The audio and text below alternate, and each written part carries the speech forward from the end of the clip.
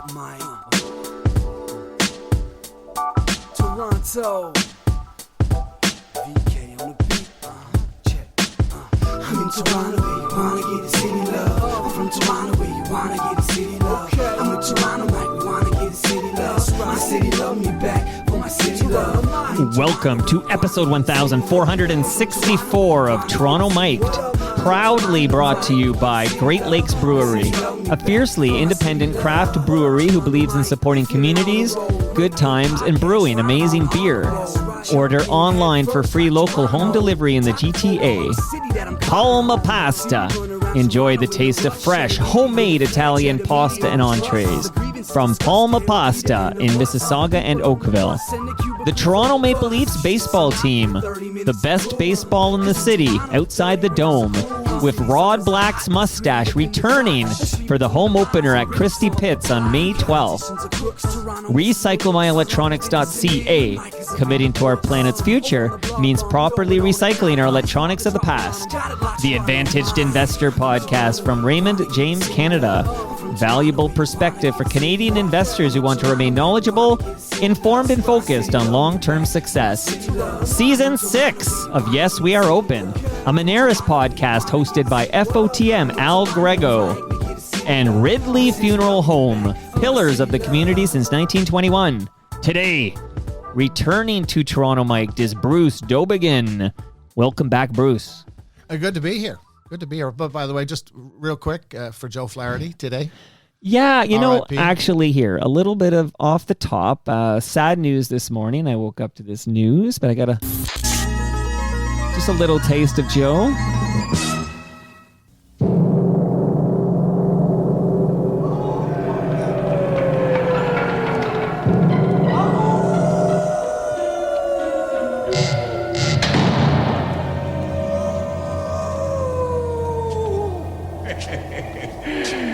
Hi everyone, Count Floyd here, reminding you to watch this Saturday night at 11 o'clock for Monster Chiller Horror Theater. We got a scary one for you this week.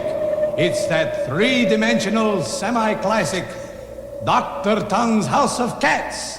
It's in 3D, so you'll have to send away for your special glasses. Now let's take a look at some chilling scenes from Dr. Tongue's House of Cats. Some Count Floyd there. Yeah, sad news. You were a big SCTV fan? Yeah, huge. Knew a couple of them. Catherine O'Hara.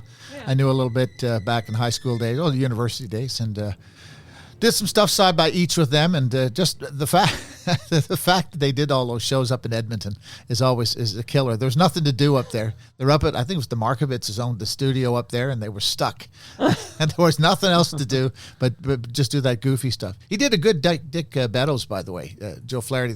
When they did the ripoff of Face Off. Right. Yeah, he did a Dick Bedclothes, he called himself, and he inserted himself in there. And, you know, for the younger set, although I think even the younger set, if they're listening to Toronto Mic'd, they love their SCTV if they find the clips on YouTube. Let me get back to the Scorsese doc in a second, but Freaks and Geeks, Joe Flaherty played the dad on Freaks and Geeks, and very good. He's just a great loss, and he's a Pittsburgh guy, right? He was one of those guys. I remember growing up, watching SCTV and realizing they weren't all Canadian. This was like a big moment when I said, oh, wait a minute, Andrea Martin's not Canadian? Like, you sort of you just assume they're all kind of Canadian, and then you learn some of them were imported, and Joe was one of those imports.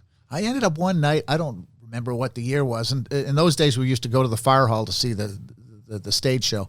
Right. I remember ending up like 1 a.m. sitting on a sofa at somebody's house watching old movies, and Dave Thomas was on the sofa, and I think Moranis might have been there. Anyhow, They were just cutting up about the movie, and I just thought this was the funniest thing. And we always rooted for them, right? There was Saturday Night Live, and that was the American show, right. And SCTV a lot of the time handed their hat to them, really. It was very creative, and they were nice people too. I mean, there wasn't, none of them came to a bad end particularly, right? No, you're right. And shout out to Dave Thomas, who is the FOTM in the bunch, right? He'll take my calls. Actually, I think I'll hook up with him and chat a little bit about Joe Flaherty for the Ridley Funeral Home Memorial episode for the month of April. But sad news, Joe. I think he was 82, I believe. 82, okay.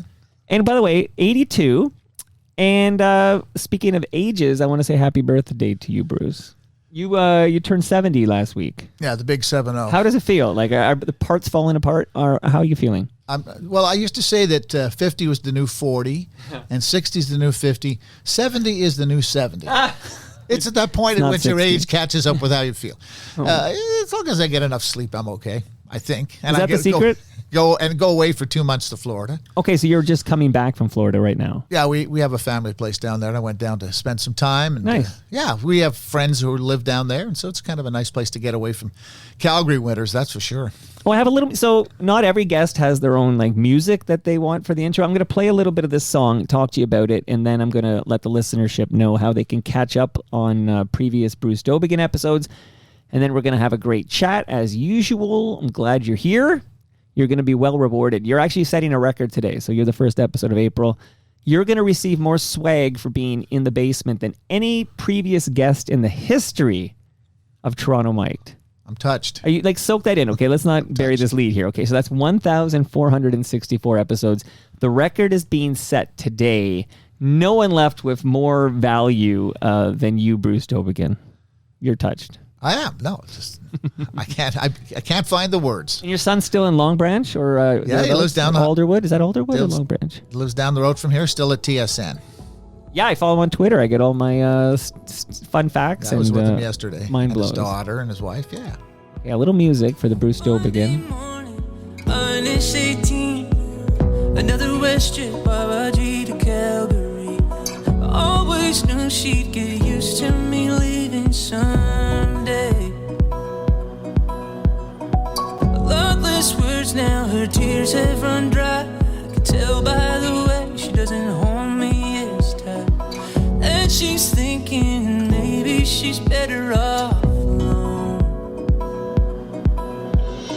Nobody warned me, nobody told me I'd leave there so broken, come back so lonely. I'm killing my soul for the life that I'm leaving behind. 2 weeks on it, 2 weeks off. My blood is wearing thin and my stomach's in knots. Too much thinking about the time you've lost when it's 2 weeks on it, 2 weeks off. Bruce, tell me about this song. 2 weeks. 2 weeks on, 2 weeks off. It's the East Pointers. It's a fantastic band out of the Maritimes, out of Prince Edward Island. And the song is about a reality in Canada that doesn't get a whole lot of attention, which is the transportation of people from the Maritimes to Alberta, flying across the country to go and do, well, in his case, he's talking about 2 weeks on, 2 weeks off. A lot of the time, it's 6 weeks on and 6 weeks off. Guys sharing beds, and one guy will share a bed with a guy who's working the night shift, etc. And it's a song about the lifestyle and you know what's happening in the Maritimes, and that people can't stay home. And it doesn't get a whole lot of attention. And those of us in Alberta, of course, we know the people. Some of them come and stay. Some of them come to become Albertans. And the East Pointers, again, if you don't know them, last summer was our 40th wedding anniversary, so we did an Airbnb and we rented this beautiful big house in PEI down near the Strait. And it turned out that it was owned by the guy who is the lead of this band. Get out of here. Yeah, and EastEnders? Yeah.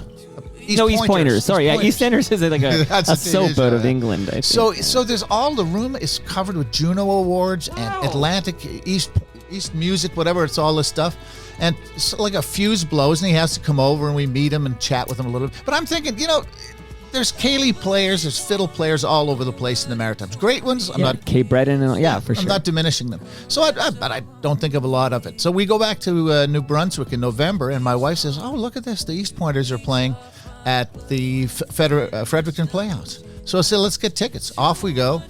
And they just blew me away. I mean, if you don't know their music, they're kind of a little bit like Lord Huron. They're kind of a little bit like, what's the name? Mumford and Son. They've got a combination of stuff. And Tim Chason, who's the lead, they were a threesome, and his cousin, Casey, was the banjo player. And Casey, during COVID, died of an aortic aneurysm. No. So we go to the show, and there's this really sadness about it because they're just trying to find themselves and where they are. They have these songs they've written about this guy that's gone, and the legacy and where are they going. And Yeah, these guys travel the world, and if you just give them a listen, they're fantastic. And as I say, the kind of the connection to Alberta and the connection to the West seemed important. No, absolutely. I heard Calgary name checked and off the top of that song. WestJet, the WestJet flight. That's right. WestJet would book all of these unique flights from Maritimes, different places in the Maritimes, to Fort Mac usually. Sure. Okay, well, now you're reminding me of the SCTV parody of Going Down the Road, which features Joe Flaherty, right? He's he's going into surgery, and then John Candy's there, who's a lawyer, and he's like, this is in the Maritimes somewhere, and he says, we're going to Toronto. They got that's a hard word to say, lawyer-in jobs, and they got doctor-in jobs, and they're full of jobs, and it's the Going Down the Road parody, and they were those were Maritimers looking for jobs. So, and well, it's still a reality. Not to bring down the room and whatever, but no, the real talk. Yeah. Okay. Yeah. Thanks for introducing me to the East Pointers, and I think all guests should bring a jam when they come over. And we did Frank and we did Tony with Steve Paikin. Yeah. Well, okay. Let me cover that ground here before we dive into it. So your debut on Toronto Mike. So this is your second visit in person, right? Yes. Okay. So your first visit in person was December 2019, like the before times. Okay. Everything was normal. The Raptors had just won the NBA championship. Did they win the championship? They did. You guys don't talk about Hard that in Alberta? Hard to remember. No. I heard it was Canada's team. Okay. They are. Okay. And that was episode 5. So that was 556. It was almost 1,000 episodes ago. But in episode 556, Mike chats with sports writer and broadcaster Bruce Dowbiggin about his years at CBC, the Calgary Herald, the Globe and Mail, his thoughts on Don Cherry, Alan Eagleson, Donald Trump. I will get back to Alan in a moment later in this conversation. Donald Trump, I wonder if he'll come up, his Twitter persona, and his new book, Cap in Hand. So we talked for like 95 minutes in December 2019. So if you were here in person before, that means you did receive a Palma Pasta lasagna, right? I did. Okay, you're going to get another one. And beer. Well, you're getting both. Okay, so fresh craft beer and another frozen Palma Pasta lasagna are both yours for making the trek here. Thank you. Appreciate it. That's why you got to make the trip to Toronto, because you zoom in, you don't get all that. I got to feed my son and his kids. Absolutely. We did get you back during the pandemic. You zoomed in, and that was December 2021, so 2 years later. Mike catches up with Bruce Dowbiggin before he kicks out the jam. So you did play, and we chatted about your 10 favorite songs of all time. It was 10 favorites. That's right. And then you're right with you mentioned this earlier, but Steve Paikin, we had this idea. I'm trying to remember what was the impetus for this. It was before Tony Bennett passed away, that's for sure. It was March 2022, and it was episode 1010. See, I could have done like a CFRB retrospective. That's what I do, right? Like I did a 1050 and I did a 1430, which we'll get to in a moment, but I did it was pretty cool, episode 1430. But I did not do a CFRB retrospective. Mainly because I never listened to the station. But Mike is joined by Steve Paikin and Bruce Dowbiggin as they discuss Frank Sinatra versus Tony Bennett with songs and stories. That was great. We did an hour and 48 minutes, and I re-released a good chunk of that when Tony passed away. Yeah, it was fun because we both grew up with those guys, and we had to decide who would take Tony and who would take Frank. Eventually, I think Steve took Frank. Well, you weren't going to pry Frank from Steve's hands. No, from his cold, bloody hands. He loves Frank. Good luck with that one. By the way, speaking of Steve Paikin, a question came in from Dwayne Claiming, who actually it's not a question, it's a comment as I reread it. It says, loved his show on The Fan with Steve Paikin.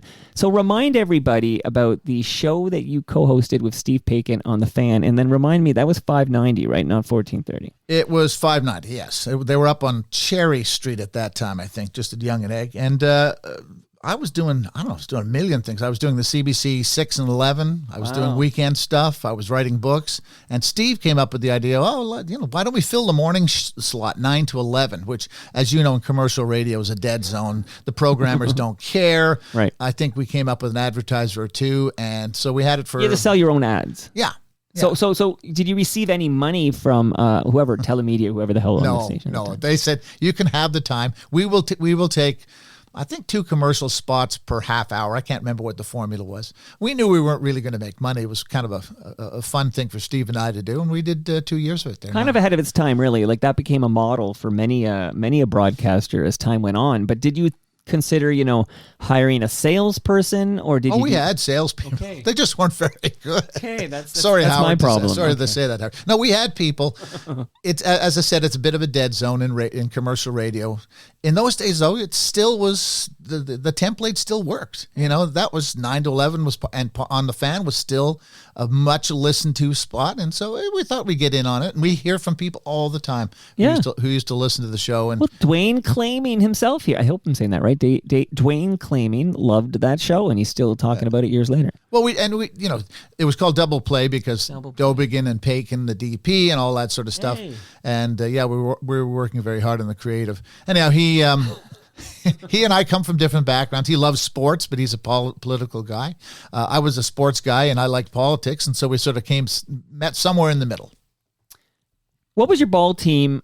Now you're 70 years old, so I know you predate the Toronto Blue Jays. Did you have a team pre-Blue Jays that was your team, or did you adopt the Jays as your team? Because I know that's Pakin's story, where he was a Red Sox guy and he just simply stayed a Red Sox guy. Yeah, he couldn't give him up.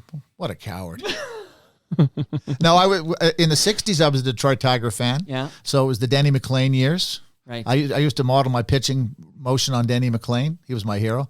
And then the Expos came to Montreal. I was in Montreal, and one day somebody knocked on my door and said, "Hey, you know who moved into our neighborhood?" And I said, "No, I don't know." I was 14 years old. He said, "The catcher for the Montreal Expos moved in." And sure enough, it was John Bateman, the first catcher for the Expos, was 3 doors down from us. And the second baseman moved into the same development, Gary Sutherland, and Steve Renko as well. So those 3 guys. And I got to know and become a baseball fan through John. And I sort of became his caddy in the neighborhood. I babysit for his teams. He showed me how to throw a curveball, gave me my first cleats. He gave me a Jimmy Wynn baseball glove. So I became a dyed-in-the-wool Expos fan. My wife was worried about me when they'd lose. She'd have to leave the room. That's that big how bad a fan. It was bad. Okay, so Blue Monday was a tough day in the Dowbiggin household. It was pretty rough. It was pretty. The week before that, and we're just staying downtown around Bay and Bloor, and it reminds me that my brother got married at the church on St. Mike's campus, and unfortunately for him, the Sunday game, I believe it was the Sunday game, or Saturday, it must have been Saturday, was the Game 5 of the Expos playoff game against the Philadelphia Phillies, the only series they ever won. And my brother's getting married, and all of us have transistor radios. Of course, this is the days before cell phones or anything. Right. And people are scuttling off to the washroom. Why has everybody got to go to the bathroom all the time? We're scuttling off and giving each other updates on the score of the game. So we were that committed to it. And in the old days, again, if you remember before the Blue Jays came in, I think there was a station in Oshawa. I do not actually, but I'm dying. I love hearing the stories. I have no memory pre-Blue Jays. Oh, really? Okay. Yeah. Well, there was a station in Oshawa that used to bring the Expo games in. I think there was somewhere down in the southwest of Ontario too. And so we could listen to the games, and they were the national team, etc. And then pretty much the Blue Jays killed the Expos eventually. And that was because they did business better than the Expos. And the Expos had a market, but they couldn't make money out of it. And the Blue Jays sure learned how to make money. So I have in the vast archives of Toronto Mike, where you get those 3 previous Bruce Dowbiggin episodes. And I liked your tweet yesterday with something like, people can now ask, why does he keep having that guy on the show? Bruce, look at me. Do you think I care? Like, if I get these, like, why you have this Bruce Dowbiggin, conservative Western Canadian, if his Trump, not that you're a Trumper, but that you are sympathetic to much in the Trump world. Do you think I care? Would that make me say I'm not booking this guy anymore? I've been in the business long enough to know that that's a more interesting tease than I'm going to be joining Toronto Mike, and we'll have a good conversation.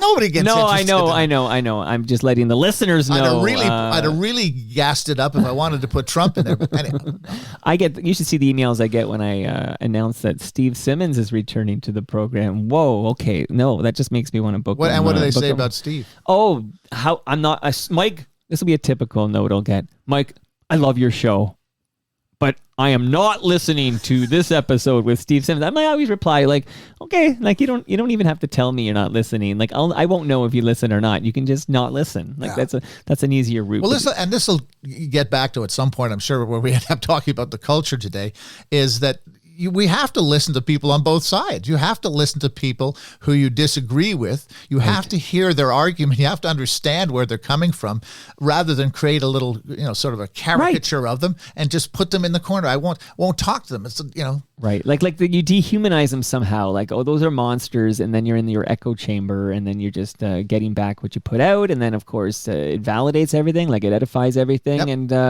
I personally like having conversations with people who have different values or beliefs, or different religions, and all these different. I just like talking to different people and collecting their stories. I mentioned to you off mic that when we were coming north, we'd done a sort of tour of Civil War battlefields. Right. And I was at Antietam, and for people who don't know that, 1862, and it was the single most lethal day in the history of American military combat. 23,000 casualties in the same Wow. day. So we were walking the field, and I've seen the pictures. It was also the start of Matthew Brady, who was the first sort of famous photographer who went live to places and took pictures of dead bodies and stuff. And I'd seen all those pictures, and I was standing there at Antietam, and it led me to thinking about, how do we get to the point where people who have so much in common are willing to bayonet a guy or shoot a guy or kill somebody or blow them up with a cannon? How did they get there?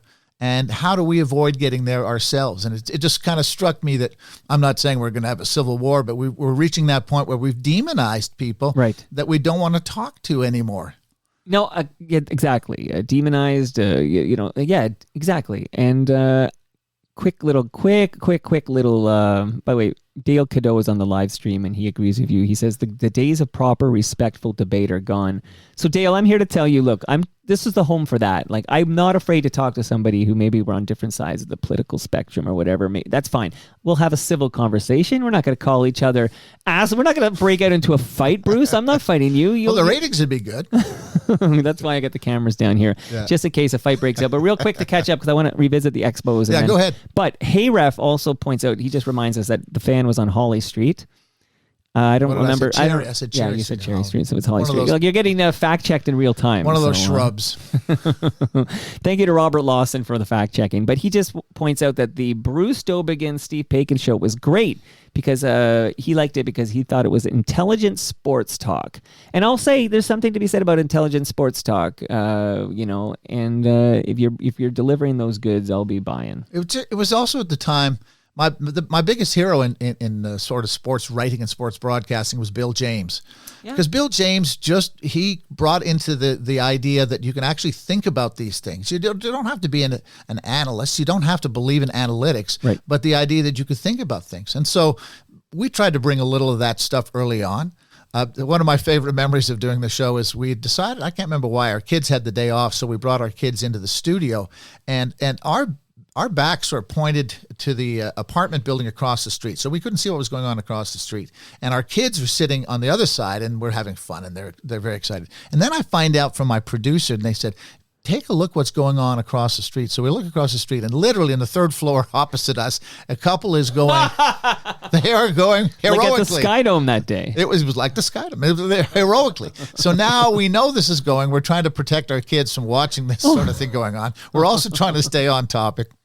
What wow. Fun. Okay, What that's when you want cameras in the broadcast booth. Okay, What so fun. shout out to Bill James. Now, back to the Expos real quick here is that in the vast feed, there is an episode. I did a deep dive because I like the Expos quite fine because in the Toronto Star, when I would read my box scores and stuff, they bolded Toronto in the American League standings, and I would check in every day. Where are we in the AL East? That was every morning. I did, where are we in the AL East? And then of course they would bold Montreal on the National League side. So I took them as like your second team. Like it's sort of like I took this hint, like, that's the only other Canadian team, and I was rooting for them, but I didn't really appreciate the traumatic history of the team. Like, so Danny Gallagher came on Toronto Mike. Danny Gallagher has written many books about the Montreal Expos, and we did like a deep dive, and there's lots of great audio in there. And shout out to Leslie Taylor, who's listening right now, and her father would call games for the Expos. And Russ Taylor? Yep. Oh, I used to listen to Russ and Dave Van Horn, year one.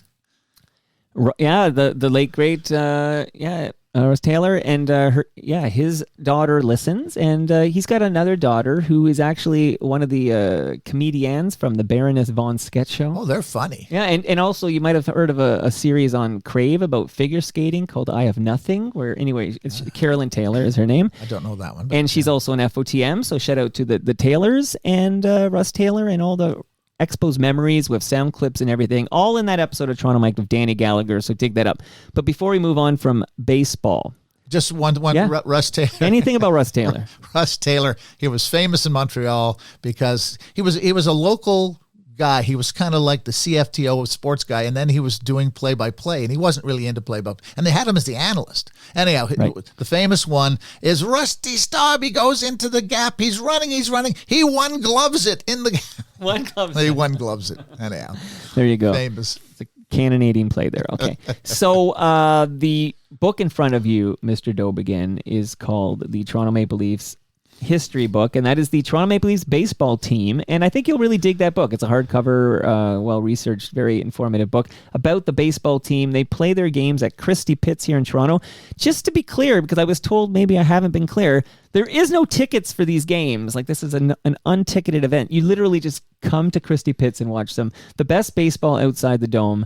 And it's going to be a great year. Rob Butler is the manager, and he was over here a couple of weeks ago. Yeah, his story's quite wild. Him and Rich Butler coming out of East York. And, Rob Butler's on that 93 World Series team. So there's a lot of stories in that episode of Toronto Mike. But there's a lot of cool cats, including Steve Paikin, who are going to make an appearance at this May 12th home opener at Christie Pitts. Very cool. And I can tell you, I can't name a guy yet, but I can tell you that Rick Vive will be there. And I can tell you that Rick Emmett from Triumph is coming with Blair Packham. And I can tell you that Stephen Brunt is making the trip from Hamilton. Oh, there you go. Then it is a big event. It's now when you hear Brunt's going to be there, right? Speaking of smart people talking sports, there's you and there's Brunt. You're in the same club there. So come out to Christie Pitts and hang with me. I got my own section there. Again, it's a free event. And the official funeral home of the Toronto Maple Leafs baseball team, as announced last week on Toronto Mike, is Ridley Funeral Home. So there's a measuring tape for you to go along with your history book. That measuring tape is from Ridley Funeral Home. The book is from the Toronto Maple Leafs baseball team. This is new for April. That card there, so you have a wireless speaker. So you, Bruce Dowbiggin, can listen to Season 6 of Yes, We Are Open, which is a fantastic award-winning podcast from Moneris, and it's hosted by FOTM Al Grego, who will be returning soon to kick out jams from Season 6. You ready for this? He just came back from Calgary, where he's been interviewing small business owners and sharing their stories in this wonderful podcast. So his most recent episode, which just dropped, is about Sal Howell and her staff at River Cafe on Prince's Island in downtown Calgary. Fabulous place. If you've never been, it's a great restaurant, and it's right in the middle of the river, and that's where they hold the folk festival in the summer. Yeah, it's one of those things about Calgary that's surprising to people who come from away. Okay, well, I was actually going to ask if you were familiar with the cafe, and I'm glad you are. So you can hear that story from Sal and Al. Great wine list. Sal and Al, great wine list, and a great duo here. Sal and Al. Season 6 has dropped, everybody. It's starting to drop. That's episode 1 from Season 6 of Yes, We Are Open, and I'd like to welcome back the good people at Moneris. Okay, you got a new book. Let's talk about the new book quickly here, and then I have some questions for you, and then I have topics I want to talk to you about. All right. It's easy to talk to you, and I got my eye over here, lots of time. Tell me about the new book that is not yet available, but coming very, very soon. It's called Deal With It. What's it going to be about? It's the 6 greatest trades in NHL history, the ones that changed the business. My son, Evan, who works for TSN, we did a previous book, and it was called Inexact Science, and we did I think it was the 10 greatest drafts, or I should know this because I wrote the book. But anyhow, and it did quite well, and it's still getting lots of pubs. So we said, let's do something else. But this time the difference is we're self-publishing. We're going. So that can route. I understand? So you're paying to print the books, and then you're selling them directly, or how does it work? The way it goes with Kindle. And maybe I'm missing something. The way it goes with Kindle is digital. Is you download your book, you create a cover, and they will print on demand. And thus you will reach an agreement with them for how much it costs to print each book, what you'll get from it, what they'll get from it, the shipping and all that sort of stuff. So listen, again, we're not trying to get rich. We enjoy doing these things. My son runs Stats Center for TSN online. I know you see him there. Yeah, I follow him on Twitter. He's a Rain man, so he's the one who tells me all the stuff that I'm getting wrong, and we get to correct it. And we start with the Phil Esposito trade, 1967 to the Orr Bruins. That makes the Bruins into the big bad Bruins, famous team. And we go from there. Obviously, the Gretzky trade. The Frank Mahovlich trade. Does the Lindros trade make the cut here? We didn't do it this time because we did a lot in the previous book, and I've written about it 3 times, and it's a hugely significant trade. Chris Simon was in that trade. We just lost him, sadly. Well, Chris was in with the Flames in 2004 when they almost won the Cup. Anyhow, and he did win a cup with the Avalanche. Oh yeah, no, not taking that away from him. He was a valuable part of Darryl Sutter's team. Anyhow, but so we do the Esposito trade. We do the Frank Mahovlich trades, plural, of course. Obviously, can I ask about one more? And again, I can't wait to read this thing. But is the Gilmore trade in there? Oh yes. At length about Gilmore. And Gilmore, I think it's the only trade we put in there that didn't result in a Stanley Cup for the team he went to. Right. But living in Calgary the last 20 some odd years, I mean, that's a legendary, the fact that he was there when they won the Stanley Cup, the fact that he left under highly suspicious circumstances, Doug Risebrough. There's a great little story in which Frank Orr, you remember Frank Orr, used to write for the Star. He was standing there with Tom Watt, the coach of the Toronto Maple Leafs, and Watt is reading out the results of that trade between Calgary and Toronto. And at the end of the list, Frank sort of says in his style, Thomas, what else is on the list? And he says, that's it. That's all it is. And Frank Orr's eyebrows shoot up because it was larceny. It was clearly larceny. And I knew Doug in Calgary. I knew him, and obviously here in Toronto. I was covering him when he was here in Toronto. Nearly killed him with a golf ball once. And yeah, it's a fascinating trade because it allows us to talk about Cliff Fletcher and all sorts of other people, and then follow the progress of poor old Gary Lehman, who in your day was a hero. He was part of a team. He scored 50 goals on a team. You know, I mentioned Rick Vive moments ago because Rick Vive is going to be at this May 12th Toronto Maple Leafs baseball game at Christie Pitts. And that was when, he scored 3 times. I think he scored 50. He was the first guy. It's funny because last night I watched Austin Matthews score 62, which is a franchise record. He's next. That guy's unbelievable. But yeah, Gary Lehman, rare Leaf to score 50. I was there last night, actually. I watched the game last night. Okay, you were there. And left when it was 5-2. Right, it was 5-1. Well, the person I was with wanted to go home. He's a little older than me, and he wanted to go home. Yeah, well, I mean, it was one nail biter. Did it change at all? Did anything happen? Did I miss something? When the opposition pulls that goalie with down 2 goals, you're like, okay, But I get flashbacks of that 4-1 collapse in Game 7 against the Bruins. I think it was 2013. I'm trying to wipe it from my memory. But you're mentioning Gilmore not winning a cup with the Leafs, and then I got to wipe Game 7. What happened in Game 7 against the Kings? Yeah. We do that in detail, and people forget that earlier in the game, the killer had high-sticked someone else and had not got a penalty. He had been given the discretion, and if you talk to Fraser, the referee, he admits he blew the call. He didn't get the call right, but he also mentions that he had kind of given Doug a little bit of a free pass earlier in the game. Well, don't let the facts get in the way of a great Toronto story. Okay? Oh, it is great. Did I mention 2019 NBA champions? People Bruce? are so stigmatized here. And look, I was covering the Blue Jays those 2 years. They were the best team in baseball, maybe one of the best back-to-back World Series teams in the last quarter century. No, more than quarter century now, maybe 50 years even. To go back a little bit. Well, thanks to Rob Butler. Yeah, well, he was an integral part of making sure the bench didn't come off its hinges. And he got a hit against Kurt Schilling in Game 5. He reminds me. Not to tease him too much, but a friend of mine who was a bench warmer in the NHL said, "Oh yes, they told me that I was good in the room, so they left me there." Someone's got to warm that bench there, but. So, yeah, Gilmore's part of it, the Patrick Roy trade. Of course. But towards the end, we sort of changed the formula a little bit. We talk about how the Vegas Knights were built through just the trades and the creativity of what they did. And then the final one, of course, and you saw him last night, was, of course, Matthew Tkachuk. The Matthew Tkachuk and Goodrow escape from Calgary, which has devastated that team and that franchise. That's the last one we deal with. Looking forward to it. So, can people pre-order it now? Like, when can people deal with it? As far as I know, it's going to be available on Amazon the 15th of April. I'm trying to download that's soon. the manuscript into it, and it keeps telling me it doesn't fit or there's something. Well, you're trying to upload it. Upload. What did I say? Download. Download it. I'm here to be the pedantic asshole host That's all right. here. But, fewer and less. I'm one of those kind of people. I produce Humble and Fred Show, and forever they were saying nonsense. They were saying it was the most downloaded podcast in the country, and then I would just privately, like, you know, that claim is funny and all, but it's not even close to being true. And then I said, I said to them, you know what, you really are. And I said, until I'm proven wrong, I believe this to be true. I said, you are the most uploaded podcast in Canadian music, because they had been many years doing it daily. And then, they got more episodes than I do because I'm catching up, but they still they still keep you around. You say those. They still keep, yeah. But then they started using it. Like Howard would say that instead, because at least that was something I believe to be true, which is that Humble and Fred, the most uploaded podcast in good for them in Canadian podcasting history. Yeah, and until somebody points out one that's got more, I'm gonna keep rolling with that. But you were on that show very recently. Yeah, that's always fun because Fred reads your blog.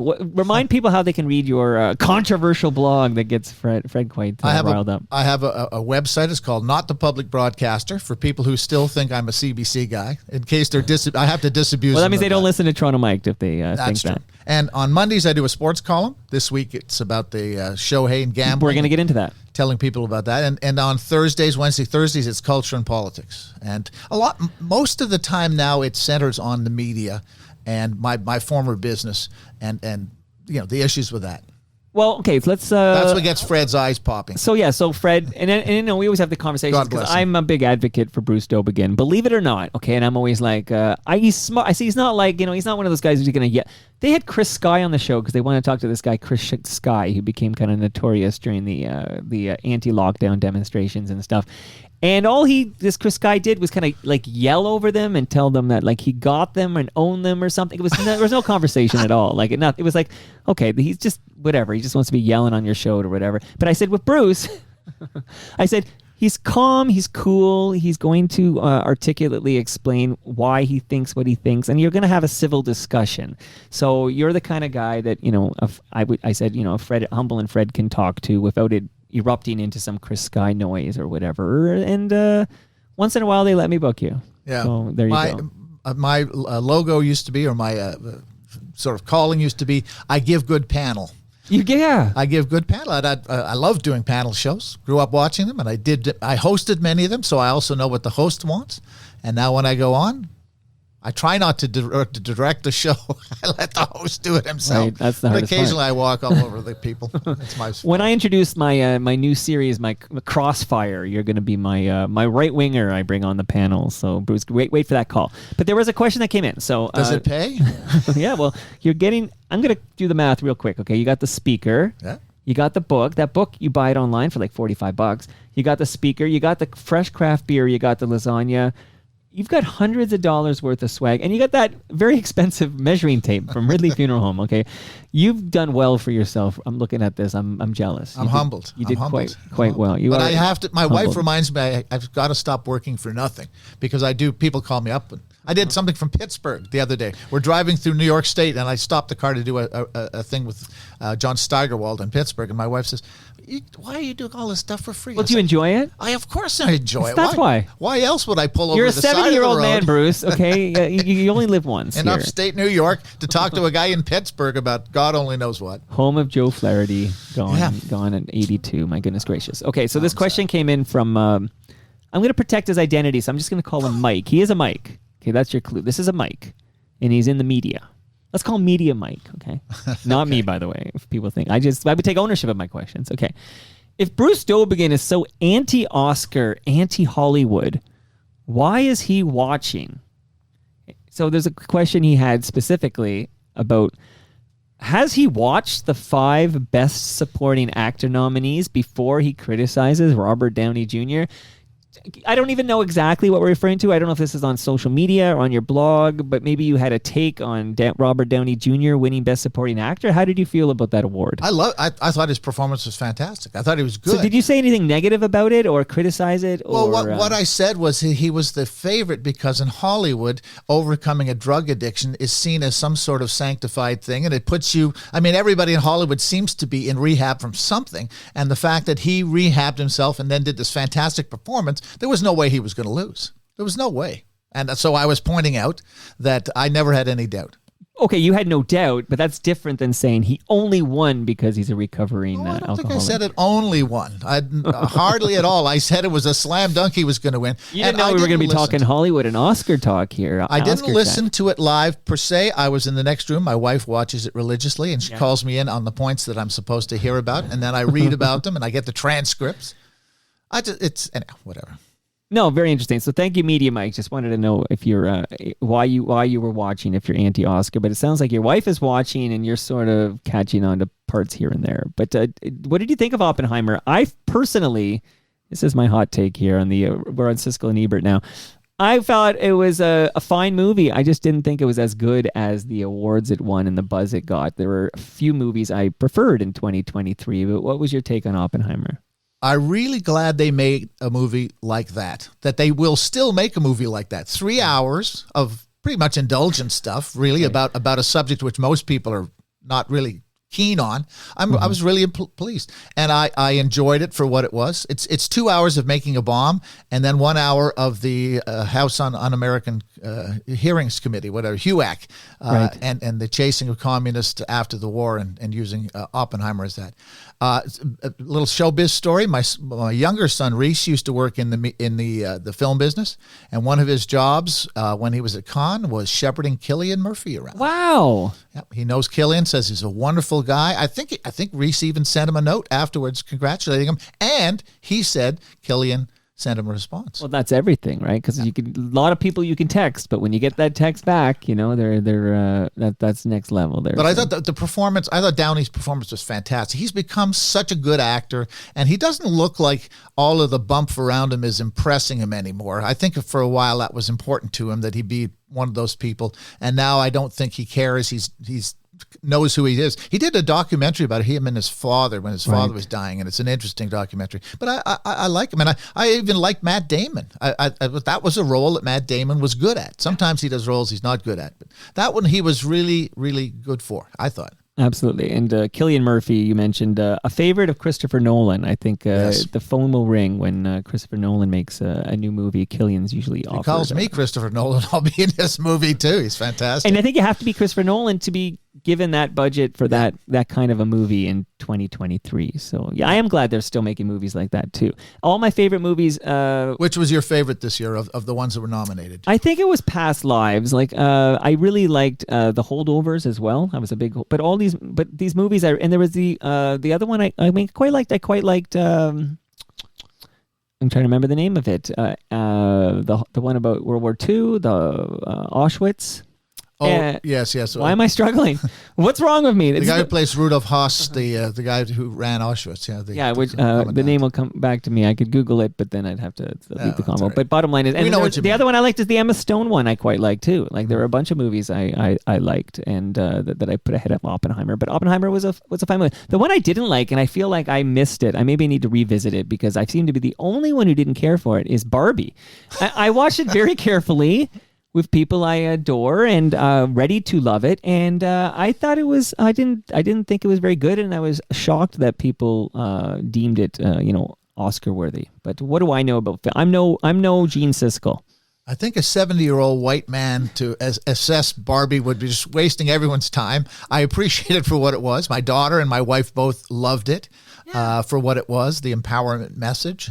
I liked Ryan Reynolds does a dance thing in it, does he? I think it's Ryan Gosling. I think you're confusing your Canadian Ryans. I get them always mixed Your up. handsome Ryans. I do like Gosling, but yeah. I think most of the Kens were played by Canadians, if not all of them, right? Because the guy from Kim's Convenience, and then you had Michael Cera was a Ken, like in addition to Ron. I feel they were all Canadian. The Kens were all Canadian. Was Zach Eady? Did he play one of By the way, that's the Final Four you're talking there, and that's Purdue Boilermakers, one of my favorite nicknames in the in NCAA play. And Zach Eady, 7'4". My son and I had a debate the other day. How will he be a good NBA player? I think you can't teach height. He's 7'4", and I've been watching him pretty closely. He's got a good touch of the ball. I think he will be a great NBA player. Do you have any thoughts on Zach Eady's NBA? You have no take on the Zach Eady NBA. The pride of Leaside. Yeah. From Leaside. Leaside. I was listening to Dan Patrick's show coming over because I listen to everybody. And Patrick and his guest didn't think he was going to be a great NBA player, mostly because he doesn't play the NBA style. He plays a low post. Right. No threes coming out of him. Yeah. Right? And as you may have noticed, he scored 40 points, but he gassed 5 of his 6 free throws in the last 2 minutes. But I noticed just watching him mainly in the tournament here, March Madness, that he does hit he's not a Shaq, right? Like he does hit. Yeah, you can play hack a Zach instead of hack a Shaq, but he does hit his free throws. Like there were a few down the stretch he missed, of course. But the thing that I'm most interested about him for, and I spent a lot of time this winter at 3 a.m. watching the Canadian men's basketball team playing in the World Championships.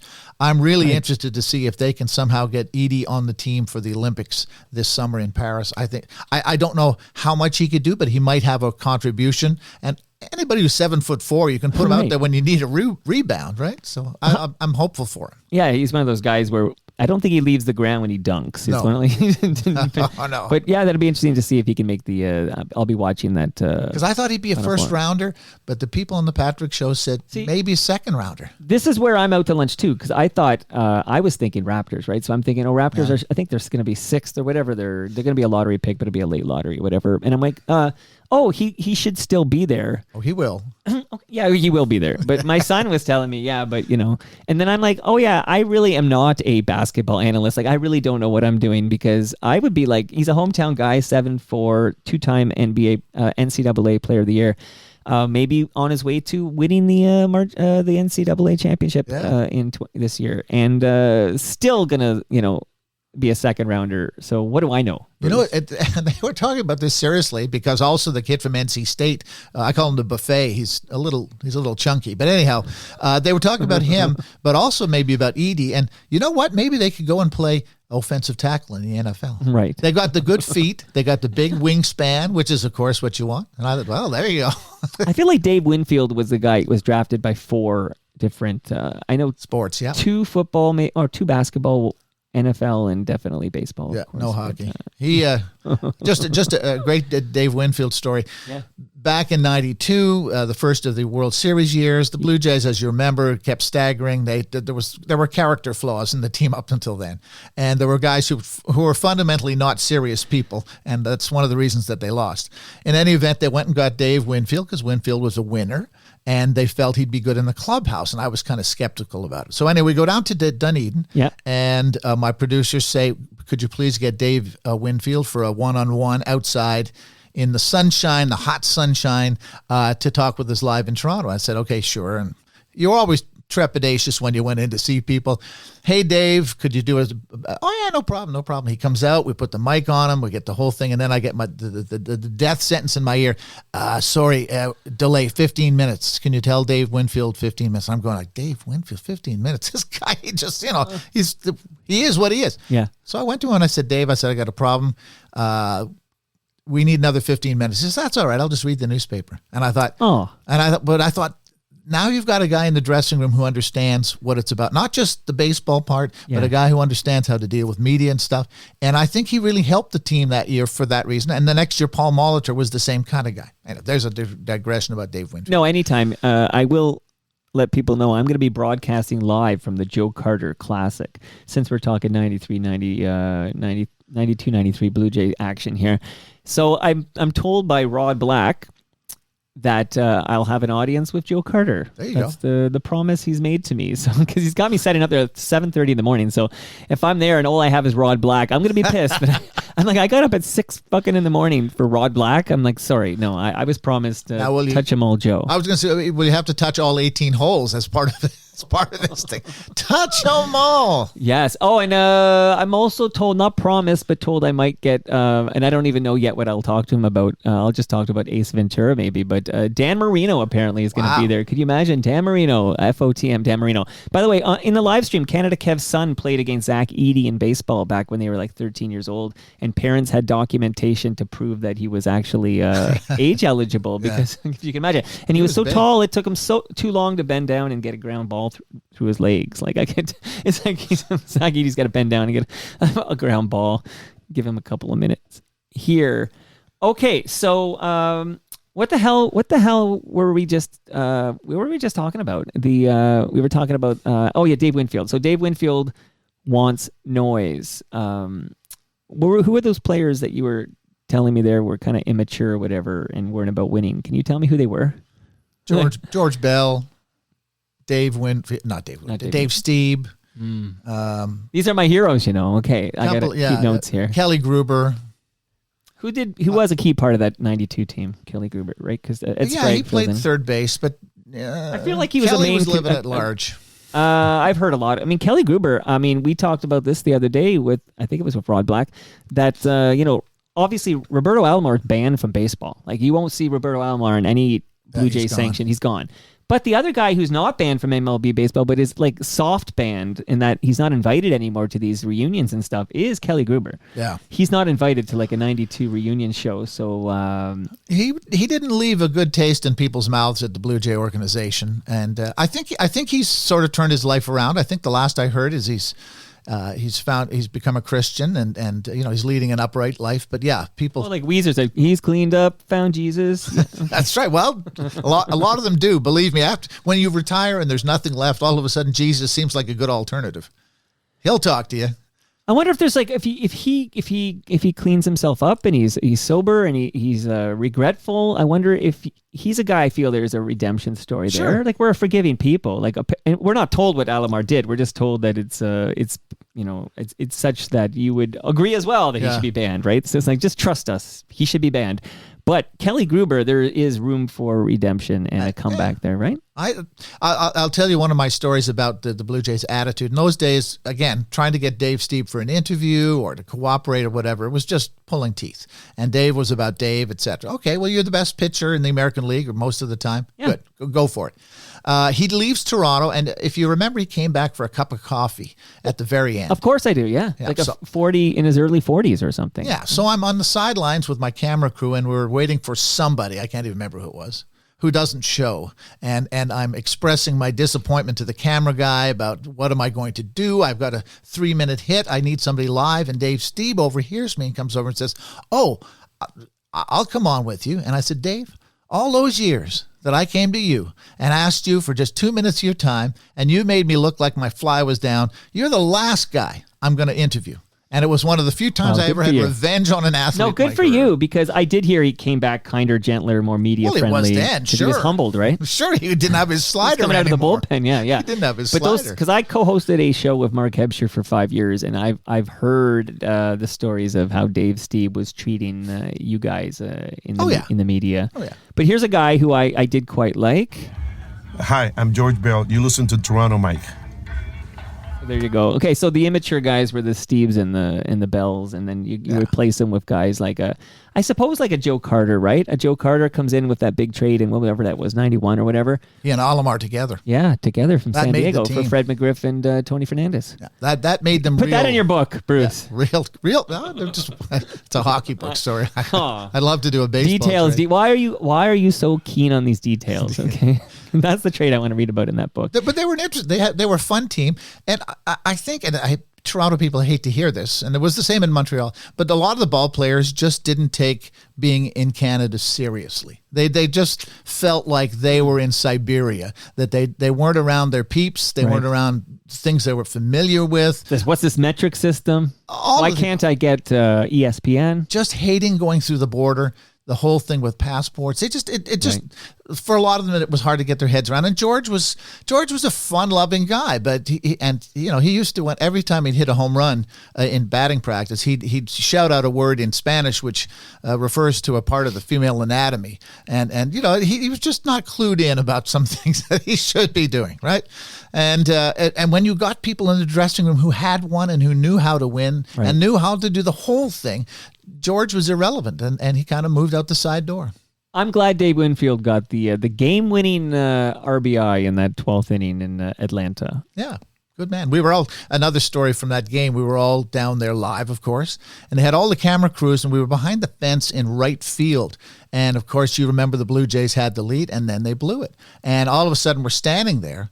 What are we doing? We're going to extra innings. And for the entire extra innings, there were about 20 TV crews there, because in those days the locals sent their people. There were about 20 crews there waiting for this thing to be resolved. And finally, of course, last out, they make the out. Otis Nixon drops a bunt. Otis Nixon, where was he last night to break up the no-hitter? Come on. Anyhow, That's the 8th time the Jays have been no-hit. And Yeah. and in his career, Nolan Ryan no-hit other teams seven times. So it took that long for the Jays to pass Nolan Ryan. I think he had a couple of perfect games in there, Nolan Ryan. In any event, they finally get the final out. The doors open in right field, and it's kind of like the land rush in Oklahoma. All of these crews, and there's a few people there who shouldn't be running, carrying cameras. And we Right. sprint to the infield, and they're all jumping up and down. If you look at the video, you might see the CBC mic flash in there. Okay, I'll check that out. What I like is that they had Joe Carter playing first base for that Yes. bottom inning, right? Typically, that would be John Alderud on first base. So when you think about, because Joe catches the ball from Timlin, and he starts doing the jump, the Joe jump, right? He's jumping up. Amazing moment, right? First World Series for a team outside the USA. And imagine John Alderud. He makes that catch from Timlin, and he kind of maybe shakes his fist a little bit, like he would just kind of smile and shake his fist. You would. He was subdued. He was so subdued. Yeah. What a hitter, though. What a batting swing he had. What a sweet swing. Head control. I would be really interested if Olerud came up today with the Shohei sort of example, whether they let him pitch and play at the same time. Because Olerud was a really top collegiate pitcher. In those days, they wouldn't let him. What about Dave Stieb? He was drafted as an outfielder. I don't know that he hit well enough. Right. I mean, there's some guys that they're bad infielders, and then all of a sudden they find out they can throw, and they're pitchers. Okay, you mentioned Shohei Ohtani. So I'm reminded of TMLX 14, which took place the day after the ghost flight of Shohei Ohtani to Toronto to announce he had signed with the Blue Jays. Okay, this never happened. But I remember Stephen Brunt was at TMLX 14 to open up, and we were recording, and we were just talking about that crazy day of like misinformation flying around, and how, once I can't remember the gentleman's name, but once the gentleman who had some integrity as a sports reporter tweeted that Ohtani was on his way to Toronto, we all kind of bit in, and then another guy, Adam Seaborn, talked about Rogers was going to have a 4 p.m. Press conference, and then we had this rumor about Kikuchi had reserved a Japanese restaurant for 50 or something in downtown Toronto, and all the pieces were coming together. Ohtani chose to play for the Toronto Blue Jays. Let's talk about this current. Not a great moment for Toronto journalists. No, well, yeah. And that's the other thing too. The Fan 590 decided an unscheduled Blue Jay show with like Barker and Blair, which was unscheduled, but basically tapping into this ridiculous buzz about Ohtani on his way to the Blue Jays. Like, so that fed the whole thing too. Like, okay, whoa, wow, like. They must know, because of course they know it's the same damn mothership, right? They're all working for the same Supposed people. to. Yeah, no Blue Jay stories are ever broken by Sportsnet journalists. Have you noticed that?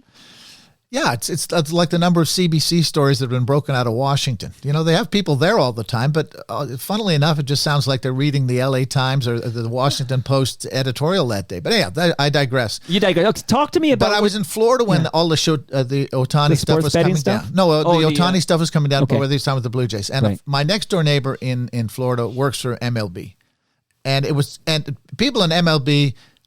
Did they laugh? They laughed till they cried about Toronto thinking they were going to get Ohtani. Everyone knew he was going to the Dodgers. I'm a pretty skeptical guy, but when all the pieces, and I saw, and I'll Google his name, but the guy who tweeted, he wasn't just some guy like me in his basement, okay? He was a well-connected, he was a guy Sportsnet would put on as an MLB insider. Like, he had some weight behind him. When he did the tweet, I said, oh, this is happening, because they were tracking a flight, right? It was one of the Dragons. Right.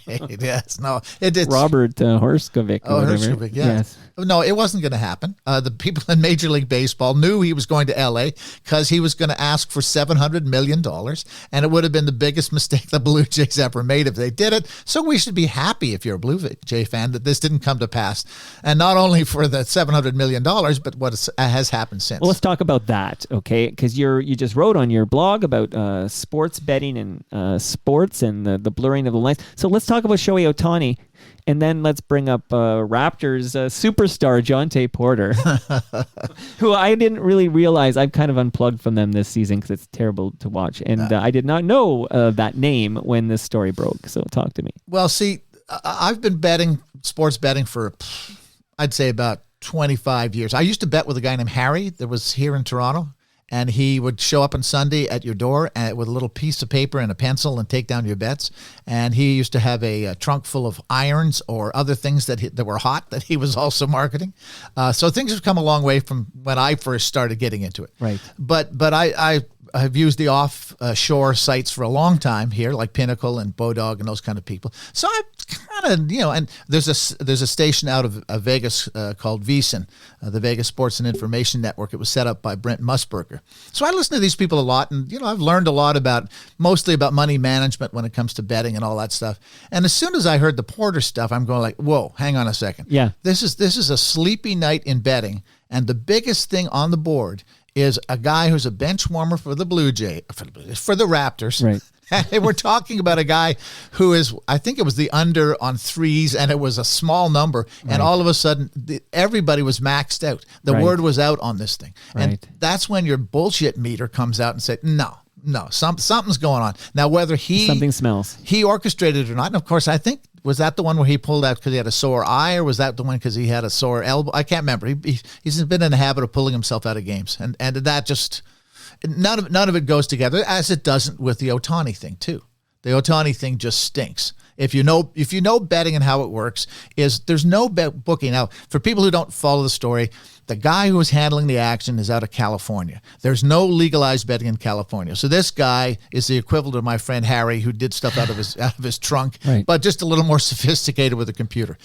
There's no way he's advancing any kind of credit to it. But it's his translator, right? So I mean, to a guy who's a translator, right? And unless he knows that it's backed up by Ohtani money, so somebody somewhere, we're talking millions of dollars. Oh well, he ends up $4.5 million owing.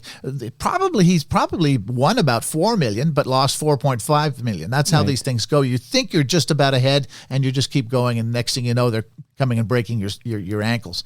But there's no way the guy gave that money to them.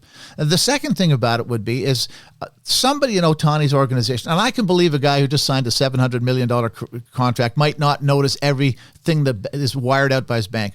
But I can promise you somebody who's handling his accounting and stuff has been alerted to the fact that a sequence of $500,000 transfers are going to some guy in California, and that your hackles would come up. Now, did they protect him, not tell him? Did he consciously not hear? But somebody knew what was going on. Someone knows something there. There's got to be alerts, right? Like, this is a pro tip for everybody making, almost $100 million or whatever.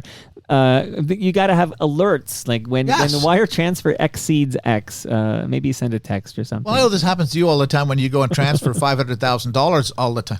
If you transfer more than $10,000, the banks are very interested in you. They want to know what's going on, and the fact that he's doing $500,000 transfers. I can tell you, I got a couple of kids in university, and once in a while, let's say a number like I'll need $5,000 for tuition or whatever, and I will email transfer the $5,000, and then I'll be quickly reminded that exceeds your maximum. Yes, you're not allowed. Like, I have to literally say, okay, it's going to come in over a couple of days. Every 24 hours, it resets that limit. Did you tell them that Ohtani was backing you? Maybe that would help. The other thing about the Ohtani thing. Sorry to Then I have questions about the Ohtani thing. Well, the other thing, and the biggest thing about it that nobody's talking about, is that the translator was his employee. Right. For 4 or 5 years, however long he was with California, that employee was in the dressing room, the inner sanctum of a team. Who would have seen who was hurt? He would have known who had a fight with his wife. Right. He'd have known all this stuff. Plus, the guy, everybody knows this guy is enlarged to the gambling people. He'd have been could have sprung information out of him like instantly. So if Major League Baseball sort of washes this away, I'm going to, again, a big bullshit meter on this thing. This guy was in trouble, and I'm sure he sold information from time to time to get himself off the hook.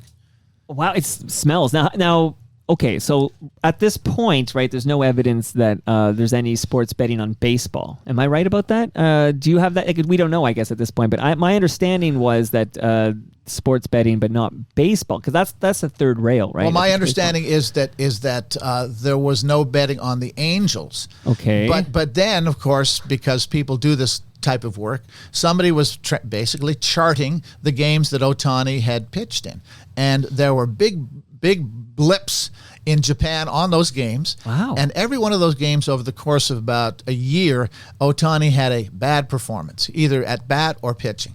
And it could be strictly coincidental, and if it is, God bless him, but the connection of people putting a lot of money on single games and then all of a sudden Ohtani not playing well, and now we know his translator is a guy who his translator is the Janet Gretzky, really, of this story. You remember Janet Gretzky? Of course. Terrible. Rick Tocchet was involved in this, right? Rick Tocchet and Janet Gretzky, apparently recidivist gamblers. Wayne never touched gambling. That's why the minute it became Although legal, I see him on TV touting gambling all the time. I was going to say, the minute it became legal, he becomes the gambling face of I think it's MGM Casinos. It's just, It was hysterical. The way that story was treated here in Canada, protecting Gretzky's ass, we can't have the great man be brought down about gambling, etc. And the fact that he let his wife take all that stuff was just, and then she complained. She said, "What do you people want from me?" I'm going like, your husband's the greatest hockey player ever, and there's betting going on. Sorry. No, don't be sorry. I want to talk about this because Shohei Ohtani's translator, who is implicated in this whole thing, if the story is told that the translator did steal this money from Ohtani, like he didn't know this money was going to pay off bookies, as much as that smells, but if that's the story and there's zero evidence that Ohtani did any sports betting, they can kind of, like, this is their unicorn, right? Like this isn't Jonte Porter. No. Oh, it is not. It was his money. It was his money that was involved in the betting, and you can go up and down about it was stolen or it was misappropriated. Say it ain't so, show. Like you can't. You know what I mean? Like this is the unicorn. Touch them all, show. Touch them all, show. I mean, it's just his money. There's so many things here that have to be done. Now, I will say this, in Japanese culture, what I understand about it, this guy he's right up there with the emperor in terms of popularity, and everything will be done culturally and business-wise to protect him and to make sure that the translator is the one who falls on the sword for this thing. So I don't underestimate that the Japanese protecting Shohei will be a big factor in this. Okay, so we got to clean up a little bit here, which is that it's John Morosi. That was the guy who sent the tweet that I bid on, and it wasn't an April Fool's Day joke. He was just John's usually wrong. good. Yeah, that's why I believed it, because I have a pretty good sniff test of who am I going to believe on Twitter, right? It's like I believed the tweet that Ohtani was on his way to Toronto, and then when you added the other parts, because I'm not going to believe Adam Seaborn. He doesn't have a reputation for breaking stories, and he's now retired from breaking news because he's 0 for 1 and he's sitting. Now he's going to stick to what he's good at, which is reporting like TV ratings and things like that. Yeah. But Morosi was the one who tweeted, so we mopped that up. Canada Kev on the live stream points out that Pete Rose wishes he had a translator back in the days. So tell me what you think's going to happen here with MLB and this investigation, and then also Pete Rose. Like, if they sort of give, like, does this affect his lifetime? I just mentioned the holdovers. You know who's great in the holdovers? Pete Rose. Paul Giamatti. Okay. Oh, yeah. Amazing. Father was the commissioner. Right. Son of Bart Giamatti, who's the guy who banned Pete Rose from baseball. And many people feel the stress of the investigation that Bart Giamatti was the one who launched it. The stress of it caused the heart attack that killed him. That's what I hear. And it was a heart attack. So see how it's all connected here? You never know where a conversation with Bruce Dowbiggin. Paul Giamatti, who is it? Keith Stein was telling me he likes listening to Toronto Mike because suddenly all these pieces all tie together at some point. Like, it's like an episode of Seinfeld, right? There's all these B story, and at some point they're all going to converge or whatever. He was angry that day, my friends. I watched the opera episode yesterday, which is with the guy who dresses up as Rigoletto. It's really quite fun. I quite like Seinfeld, and I've been thinking about how they're going to end Curb Your Enthusiasm, because they, out of nowhere, I don't know if it was episode 2 or 3, but out of nowhere, somebody was asking Larry David, like, were you writing for Seinfeld at the end or something? And he mentions that, no, he was gone for the last couple of years, but he came back to write the finale. Like, this is just information just thrown out there. It doesn't tie to anything. They kind of let it sit there and then they move on. Like, it's just to remind the listeners that Larry David wrote the finale to Seinfeld, and it's sitting there. So it's got to come into play at some point, and we're pretty close to. I don't know if you watch Curb. Do you watch Curb? Oh, yeah. So it's coming soon. I have to. I felt badly watching the Richard Lewis episode the other night. It's like a corpse. Yeah, well, and he's pretty sick when he's doing that. But God bless him. He's a trooper. He's out there. He's doing the thing. And the people they bring in, the new people that they brought into the series. Vince Vaughn does a good job. Yeah. Yeah. There's everybody's. I think, who is it that's one of the sports guys? I think it's Rich Eisen who's been on it. And Rich Eisen talks a little bit about the show and hanging out with Larry David on his podcast and talks about it. I think Dan Patrick is friends with Adam Sandler. And so he's been talking about the remake of Happy Gilmore. And he said, and here we're digressing again, but he said that Bob Barker's only condition for doing that role in Happy Gilmore was that he got to win the fight. Love it. He insisted he had to win the fight. I believe Joe Flaherty's in that movie as a heckler. It might be. I think so. There's so many people. See, it's all coming back to Joe there. Shout out to Ridley Funeral Home. But one thing about that. One thing about the Rose story. Yeah, I'm going to wrap up the Shohei talk because I want to know what you think's going to come down here. It stinks. There's something rotten in the state of Denmark, and it's the biggest player maybe ever. He's Babe Ruth. He's Babe Ruth. If Babe Ruth didn't stop pitching when he was traded to the sold to the Yankees or whatever, Babe Ruth didn't pitch for the Yankees. It's hard to say how important he is to the business and how important it is that they somehow get him through all of this sort of thing. The Pete Rose stuff that I never sympathized with Pete because of course I covered him a little bit and he liked amphetamines and stuff, so he was always just a little agitated when you dealt with him.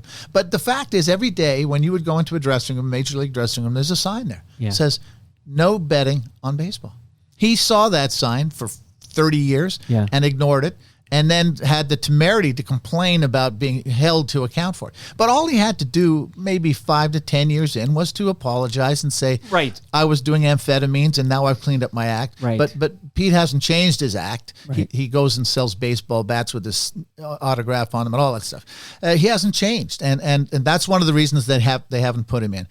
Everything will be done for Ohtani because he's been a good soldier otherwise. He's been wholesome. He's done the things that you wanted him to do. He hits home runs and he pitches. You couldn't design a better person, but there's some serious questions about just what was going on. And all of the sports now, and this friend of mine who's the MLB guy, one of the things he's doing right now, he's working on the virtual strike zone in the minor leagues. They've got the umpires down there. Right. Robo-umps. Yeah. Well, and what is it? I forget.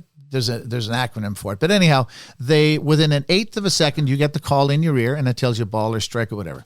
One of the reasons they have to do this now is because they're taking so much money from gambling. You have to protect the integrity of the outcome. If there's, NFL games that are decided by bad flags, it's a disaster for them to try to, you go and tell a casino, hey, by the way, you can't trust our results. Same thing in baseball, same thing in hockey. This is why the video has become so important. We've got to get it right. Got to get it right. So, any predictions? What happens with Shohei? You think the translator takes the fall and Shohei somehow comes out unscathed? Is that what's your prediction? It'll depend on how hard the media pushes, and there's a lot of people in the media who don't want to push this too far. Baseball has the most loyal reporter base that there is there. The guys who've been around since they put a stitches on the baseball are still voting for the Hall of Fame and stuff. Right. So I don't think that that there'll be a big push from some people in the media. But if enough high profile people keep this thing going, it'll be tough. If it's on 60 Minutes one of these weeks, they got a problem. So you got the problem of Shohei, and we talked about the Raptors player, Jonte Porter. And since he's not Ohtani, he's toast, right? This guy's done. I can't... Well, I mean, there's no evidence yet that he bet himself. What seems to be the allegation, I repeat, allegation. Sure, of course. Is that he knowingly did things that he knew would help other people maybe in terms of betting. And that's going to be I'm not even sure tough. that, what's the difference, right? Like if you're... letting a betting line affect your play in game, that's third rail stuff. You're like the guy who buys the gun for the murderer. You know, I mean, that's your attachment to it. There's no escaping it. Again, these are all allegations. I'll give him a chance to defend himself. I haven't heard much from his side of the story yet. His brother says he's a swell guy, whatever that means. That's what brothers are for, to tell people you're swell. But I just find it difficult to see him getting out of this, wriggling out of this. And he'd be an easy guy to throw to the side and say, "See, look at how vigilant we are." Because, and this is in my column on Not the Public Broadcaster on Monday. I don't like Mondays is the column. Is that public betting, legalized betting, allows you to see stuff. What do they say? Sunshine is the greatest disinfectant. Yes. The fact that you can see these things in the public and see when the numbers go up and see where the public is going, etc.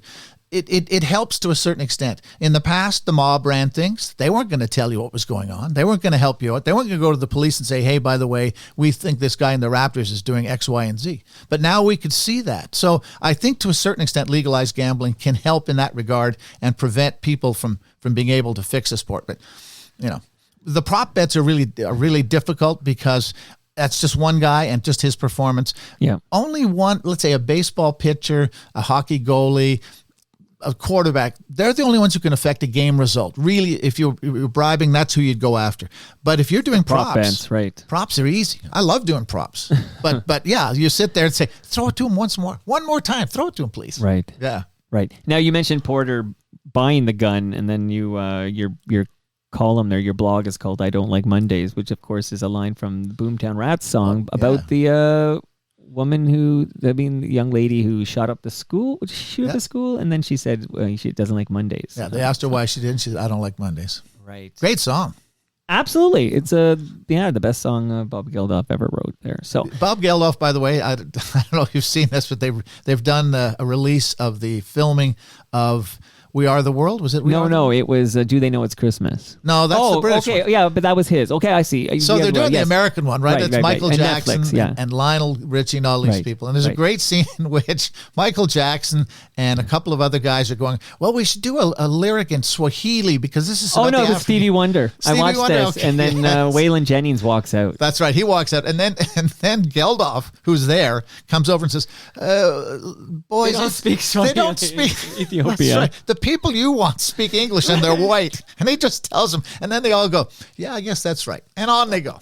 It was 4 a.m. I watched that dog you're referring to on We Are the World, and that moment when you see Waylon Jennings just walk out, it's like he's just like with Stevie going on and singing in Swahili. He's like, "I'm out of here." Waylon Jennings tapping out. And Sheila E. At the minute she realizes, she's just bait, right? She's just bait for Prince. For Prince, to get Prince in. And as soon as Prince says, "I ain't coming," all of a sudden she goes from having a solo. She's in the back there with one of Michael Jackson's brothers. It's cold. It's cold. Oh my God, that's right, and that's fantastic. Okay, now no, I'm going to again. no. I just one last note on that, and then I want to ask you about something that's a big part of your professional life. Do you have any water here? Is it possible to get it? You know what? I can grab you water, but I mean, let me set you up. You start talking, and I'm going to get you a glass of water. I'm starting to get parched. I'm going to get you. I should have offered you one. Here's where I'm setting you up. I can have the beer if you don't mind. Well, it's your beer. Yeah, I'll have a beer. Okay. Look, Bruce Dowbiggin cracking a beer here. Which one you grab? Okay, Burst. That's actually one of my favorites. That's the IPA I drink typically, but now that the Sunny Side is well, that's available. why I did this one. That allows you to do your. And I'll replenish your supply before you go here because you know what you drink doesn't count against your allotment. Okay. And remind me because I know you have a gift for me. A little birdie tells me you have a gift for me, and then I have a couple of tips for you. For kids too.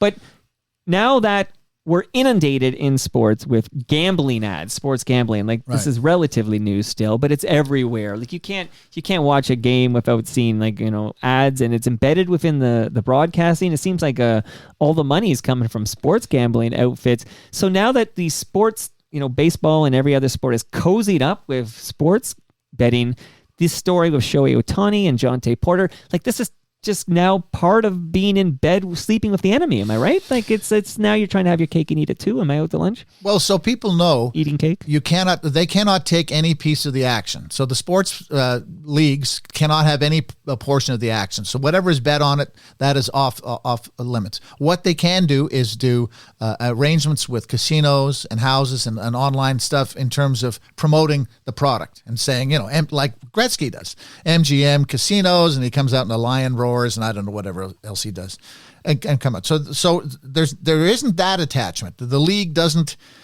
have anything to do with the betting and what's going on there. They're not getting any money from it. But the proximity is, it can be worrisome. So one of the better things, I think, is that since we first have seen the Ontario the Ontario wagering sites, Alberta has one now, and I think we're going to have a few others, but you guys are ahead of us here. But the first commercials were so bad. The first touches of this in the public eye with people who I know. I don't want to get into naming Cabby, but people who were doing ads, they just were not really good. And I thought, who is going to watch this ad and say, this is time I got into betting or whatever. And Dan O'Toole, I think they would do Bet Rivers. They were just, the commercials are just not good enough. And that put a lot of people off because, okay, if you're going to waste my time with this stuff, at least make it entertaining like the insurance people do. They don't sell you insurance. They sell you the guy telling you you're like your parents now, right? That's what they do. So the same thing with the betting people is they've got to find a way to make it seem entertaining with much better commercials.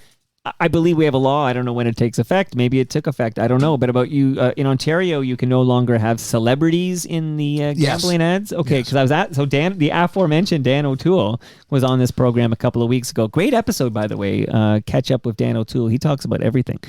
And I asked him straight out because he's like the face of Bet Rivers. And he says the way they're playing it is he's not a famous person, Dan O'Toole. He's an actor in these ads. So he's not like it's unlike the Gretzky ads, where it's like Gretzky's Gretzky, and Gretzky is very famous and therefore cannot promote that in Ontario, I suppose, with this new law, where they're going to let, until somebody calls him on it, Dan O'Toole can star in Bet Rivers ads as the actor playing the anchor in the Bet O'Toole ads. And that's what it looks like. Bet Rivers ads. Yeah. Dan's level of notoriety or public. But in the Canadian sports world, everyone knows Dan O'Toole. Yeah. That's part of the problem. That's part of the problem. It's interesting though. And one last thing about the betting controversy as it's been going on is I hear people getting very excited. We cannot have gambling. What about the kids? Think of the kids. They're watching betting information, blah, blah. First of all, you cannot bet legally until you're 19 in this province. At that point, you're an adult enough to waste your money. You can drink Great Lakes beer at that age. Absolutely. You can do all of those things. The idea that there's these 11-year-olds who got dad's phone and they're doing props on a Friday night, that's not the reality of it. That's not the reality of it. And secondarily, and here we are having a nice... I've replenished... I'm having a beer, Bruce's one beer. of your beers.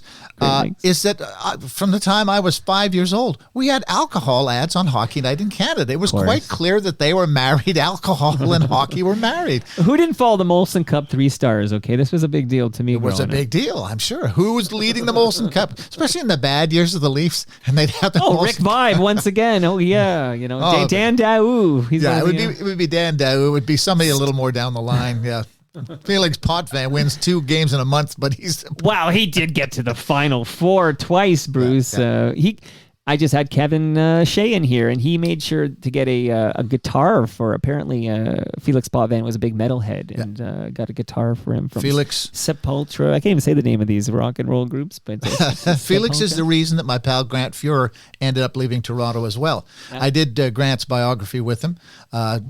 Story of a legend, I guess. Good golfer, right? What's that? Good golfer. Yeah. Not good enough to get to where he wanted to. He basically quit school at 14 or 15 out in Victoria when he was with the Victoria Cougars. And when he was supposed to be studying, he was golfing. And he put all his eggs in the hockey basket that he was going to be there. Yeah. And it paid off for him. It worked out for him. But that was the trade that he came in with Glenn Anderson from Edmonton. Cliffy brought them in. And then all of a sudden, Felix just played the ass off of everybody. And they sent Grant off to Buffalo, where he was pushed aside by, what's that guy's name? I forget the guy. Dominic Hasek. Yes, Hasek booted him out. Second greatest goaltender in NHL history. Yeah, I would say so. I wrote a book with him, too. Okay. Fabulous, interesting guy. I remember we were talking about it last night because with our guests, we're watching the hockey game. Yeah. at the Scotiabank Center. But the best line I ever heard about goaltending was I was doing the book with Dom. We were in Buffalo. It was a snowy night. It was about 18 feet of snow. Yeah. And we're sitting in a restaurant. I said, "Who's the hardest guy for you in the league?" Lemieux. Lemieux. He's okay. He's okay. But the rest of them, nobody. I said, really? Nobody worries? He says, you know who really worries me? I said, who's that? My defenseman. He said, if they're not where they're supposed to be, he said, I'm effed. Right. I don't know if I can use that word on your channel. You can say that. Yeah, well, he said, it's a podcast. He said, I'm fucked. and all of a sudden, goaltending made perfect sense to me. Yeah. And when I watch the games now, and the thing in the Leafs game last night that was very successful in the first two periods was the Leafs kept all the shots to the sides. And Samsonov, it was Samsonov last night. Yep. He was able to position himself. He knew where the shots were coming from. He looked like a genius. And as soon as the puck started coming from the center of the ice, then it's more problematic for any goalie. And Dom understood that. And I interviewed him actually in Nagano after the shootout when he beat Team Canada. Right. And he was laughing. He said, I knew that they could barely hold their sticks. They were so nervous. Wow. And he said, I noticed out in front of I'm digressing. But I love this story because this is the famous shootout where Gretzky was on the bench and Yzerman. He didn't use Yzerman either. And he said, I knew that they hadn't flooded the ice, and I knew the ice in front of my net was chippy, and it was not going to be easy to handle. And he said, so I went out right away and challenged the guys because I knew if they tried to stick handle, they would lose the puck. And I think maybe the only guy who even got close might have been Lindros. I think Lindros tried to deke him, and it went beside the net. But the rest of the time, and he saw, who was it? Who shot last? Was it Ray Bork or somebody? Can't remember. I think it was Shanahan shot last. Anyhow, he said the guy was just destroyed. Before he even shot the puck. Wow. Because there was so much pressure. I mean, I don't say that to criticize the shooters and the Canadian guys. They meant well, but that Canada, that was the big '98. That was we got to win gold for the first time in 46 years or whatever it was. I think so, because I think in 2002 when we do win gold in Salt Lake City, I believe that was like 50 years. I think. Yeah, they finished seventh, I think, in Nagano. Right. It was pretty bad. We had summits and and the American team, and I'd done work with Chelly, who's just. He and Holly and a couple other guys were going out every night and drinking trays of beer, not just a few beers, trays of beer, and going and playing the next day. I mean, dozens and dozens of beers after a game or after a practice. And finally, the American team started getting this is a good optic for us. I love Chelly. If you ever can get Chelly, he's a lot of fun. Well, I mean, I love these guys who play into their 40s, right? Well, I thought when I was doing the book with him, he was like 40, and I thought, well, I hope I get the book out before he retires. He's 45 or something. The bastard lasted till 45. Yeah. And I went to one of his workouts, and this is before we had the really serious stuff about conditioning. Chelly was one of the first guys who had a private guy, and he would go and do 2 hours in the morning and 2 hours in the afternoon, and then he'd play a game that night. And I'm thinking, where is all this coming from? But that's what helped him survive as long as it did. So your Grant Fear book, Grant, of course, had a cocaine problem. Yeah, we dealt with it in the book. I was worried. Grant is not long spoken about things. So I go to Palm Springs where he lives to do the interviews for the book, and I started off with a sort of softball to get things going. I don't remember what it was, but right. Do you remember your first game playing hockey as a kid? Oh, yeah, I was a kid. It was good. Yeah, we had a lot of fun. Yeah. I'm going Grant, we got to do 60, 70,000 words. We had a lot of fun. Yeah, isn't going to get us there. Look, so as a podcaster, those are the tough interviews when you're pulling the teeth. Yeah. So I was worried where we would go, but he was honest, and two things were happening at the same time. One, he obviously he and other people on the team who will go nameless were having a lot of fun with Blow, but his dad was also dying of cancer. And so the two things kind of married a little bit. And he said that when the puck went in off his pad in '86, when Steve Smith's shot hit his back of his leg and went into the net, that allowed Calgary to win the series. Right. He said, I basically fell off a cliff that summer. He said, I disappeared into a dark place. And we talked about it. And he said the irony was that by the time the NHL got around to disciplining him, he'd basically cleaned up his act. He'd had the ability to get past it, and he said it was kind of funny that he had to sit out a whole year when he'd cured the whole thing for himself. And as far as I know, he might have a beer or something like that, but golf is his addiction now, as you just were suggesting. Oh, like Humble Howard's. That's his. That's his drug of choice is golf. Okay. In 1988, where were you in your career in 1988? Remind me. CBC at 6 and at 11. The studio on Church Street. Okay. Doing stuff there. And I think, I'm trying to remember all the other things that were happening at that time. But that was just about the time I started being introduced to people like Carl Brewer and the Eagles and stuff. We were just kind of heading into that. I read David Cruz and Alison Griffith's book, Net Worth. And I remember reading the book and thinking, all this stuff nobody talked about in the hockey world. This is great stuff about these people. And I said, how can I be doing the show every day and miss it? So that was kind of the start. It took me 8 years of work before he finally went to jail, and sort of we resolved. Alan Eagleson, of course. So maybe, I know we've only got about 10 minutes here, but I feel like we didn't do a proper service. Like your first visit, like I said, we talked for a long time, but there's a lot of ground I wanted to cover with you. And then we get off on these tangents, and I realize I'm having a great time. I'm interested in your insight. And next thing you know, it's like, oh crap, I got to do something for money in a couple minutes or whatever. So I feel like your next visit, I would love to do like a thorough deep dive into your role in the investigation of Alan Eagleson, because you're such a key player in that. And we can talk about Russ Conway, and we can talk about Sue Foster, Carl Brewer. Right. Yep. Absolutely. Yeah. All of whom have passed away now. Carl Brewer's partner, Susan Foster. Yeah. Right.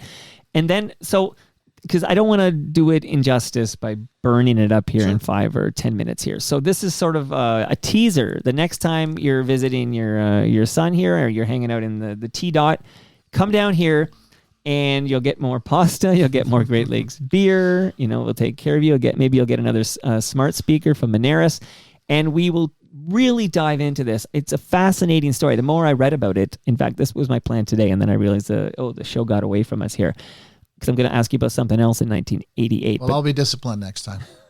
No, don't do that. Those are boring guests. You don't want a disciplined guest. You want to be able to go around and come back. So Alan Eagleson deep dive with Bruce Dowbiggin. Who was there? We're going to totally do this. And I was reading more about Russ Conway, like just his role in it all. And I know he's no longer with us either. And I want to... Fascinating guy. Yeah. No, it just, he taught me how to be a reporter. I mean...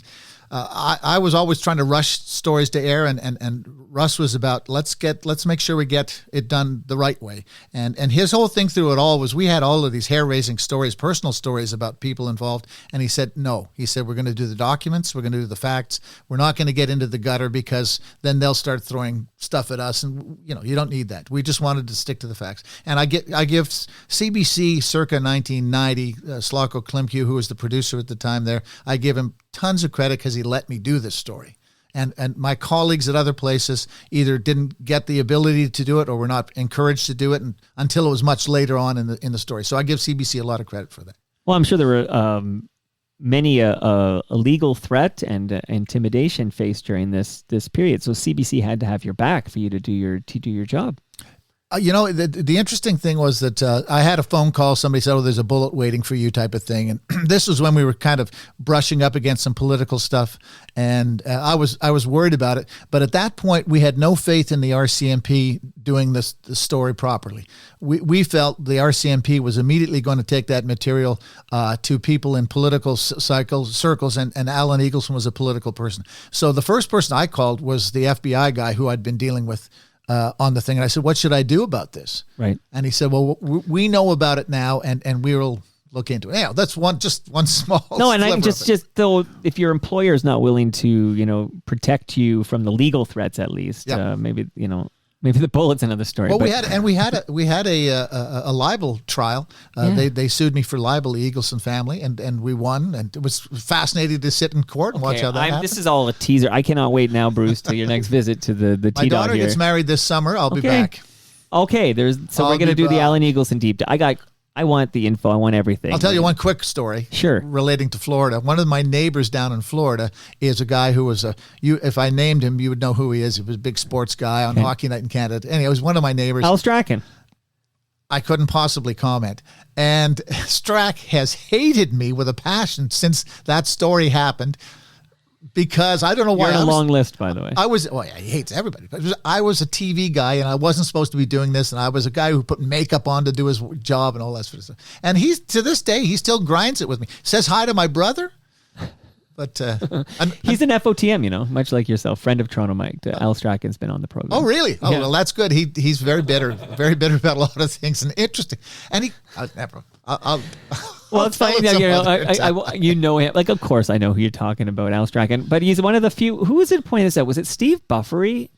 Somebody was pointing out, like, apparently in Canadian sports media, there's only so many staunch conservatives. There's 4 conservatives, Oh, yeah. and 2 of them aren't talking to each other. Well, I'll talk to Al. Yes, that's true. It's a great story. That's what it is. It's Buff and me. Well, the Buff retired now, yeah. Who else? And Strack, and I've forgotten who the fourth Who is one the fourth? Come up with that fourth staunch conservative in this sports media universe here. Okay, so they're all excited about the teaser. We're gonna do the episode, but I do have the actual legal verbiage in the new sports betting rules. You ready? And then I know you have a gift for me, and I want to give you a couple of pieces of advice that go after you give me a gift. See, like, here I am asking for a gift. But as of February 28th, okay, so this has been in effect for a while now. February 28th. See, notice how I put the rue in February. I'm a professional, Bruce. iGaming ads. I'm reading this courtesy of Canada Kev, who copied and pasted it. iGaming ads, even if previously approved by Telecaster, cannot contain athletes, active or retired, or celebrities, and then in parentheses, including role models, social media influencers, entertainers, cartoon characters, and symbols that appeal to minors, period. I guess I don't know why I put the affection on that. Athletes and celebrities would be able to appear in ads promoting responsible gambling. So look forward to the Gretzky ads where you know your limit, play within it. Shout out to Peter Gross. Well, they do all that stuff. They do put the phone numbers, the Vegas channel that I talked about all the time, give you the phone numbers, etc. But the thing that they need to do is tell you what the odds are of you winning or losing. Seriously, if you're 57, 58%, Like that's actual, good. right. That's good in the gambling world. You're not going to get there. And if you're trying to get somebody off of gambling, that's probably the best way to do it. Well, I can, as a friend of Peter Gross, everything is having the discipline to say, okay, I enjoy this, so I'll make up numbers. This $2,000 is what I'm going to spend on this passion of mine. And when I run out of this $2,000, I'm done until whenever. Yeah, and, that's what you have to do. But not as you know, not everybody can. The problem is not everybody can do this.